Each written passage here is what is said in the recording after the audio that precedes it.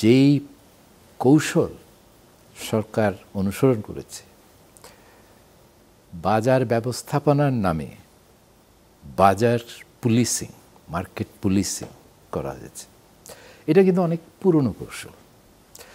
এবং এটা আমরা একটু হতাশ হয়েছি যে নতুন সরকার পুরনো মডেলে কেন মার্কেট ম্যানেজমেন্ট করতে যাচ্ছেন, কারণ এইটার তো কোনো রকম সুফল আমরা আমাদের দেশেও দেখিনি, অন্যান্য দেশেও এই গলাবাজি আর ডান্ডাবাজি করে বাজারকে বসে আনা যায় না। এই শিক্ষাটা অর্থনীতির এক্সপিরিয়েন্স থেকে আমাদের মেনে নিতে হবে। এর আগেও তো স্যার কিছু প্রাইস সিলিং সেট করে দিয়েছিল, কিছু কাজ করে প্রাইস সিলিং থেকে তারপরে ধমকাধমকি করে যে এটা না মানলে খবর আছে। হ্যাঁ, তারপরে প্রতি শুক্রবারে একটা টিম নিয়ে গেলাম।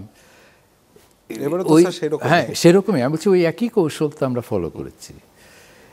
যেখানে পুলিশিংটা প্রয়োজন সেখানে পুলিশিং হয় নাই, যেখানে পুলিশিংটা হিতে বিপরীত হবে সেখানে পুলিশিংটা হয়েছে।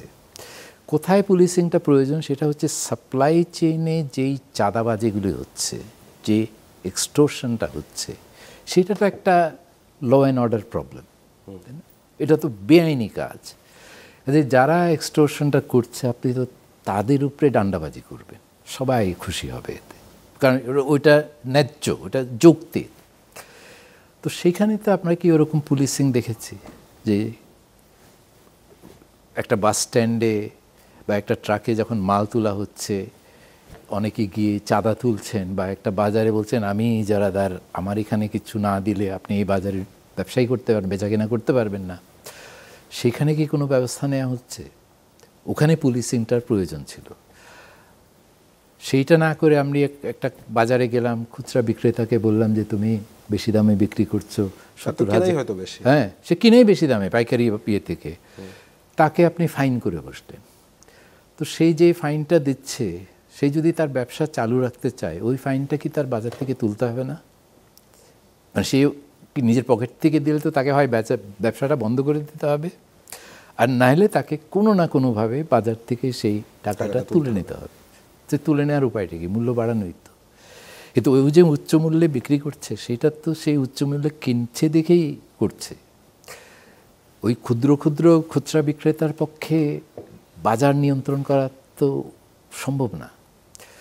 আপনার দেখতে হবে কোন পর্যায়ে উৎপাদন বা আমদানি থেকে যখন জাহাজ থেকে মাল নামছে, তারপর আমার খুচরা বাজারে আসা পর্যন্ত খেলোয়াড় কারা আছে, এবং সেটা কোথায় গিয়ে স্টোরেজ হচ্ছে, কোথায় গিয়ে ডিস্ট্রিবিউটেড হচ্ছে পাইকারদের, হোলসেলারদের মাধ্যমে।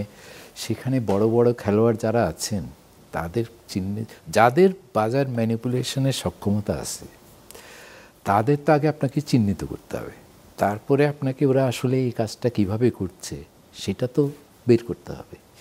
তারপরে কম্পিটিশন আইনে কীভাবে ব্যবসা করা হচ্ছে, সেখানে কোনো কমপ্লায়েন্সের অভাব আছে কিনা সেটা চিন্তিত করে তো আপনি অ্যাকশনগুলো, যেটা অ্যান্টি ট্রাস্ট অ্যাকশন বলে, যে তাদের মনোপলি পাওয়ারটাকে দুর্বল করে দেওয়ার জন্য ব্যবস্থা নিতে হবে।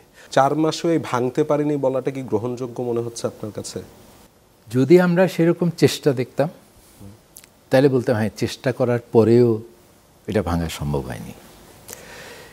আমরা তো একই কৌশল দেখছি, মানে ফোকাসটা অন্যদিকে। ওইদিকে ফোকাস না, অন্তত শুরুটা তো হতো যে বাজারের স্বচ্ছতাটাকে নিশ্চিত করা।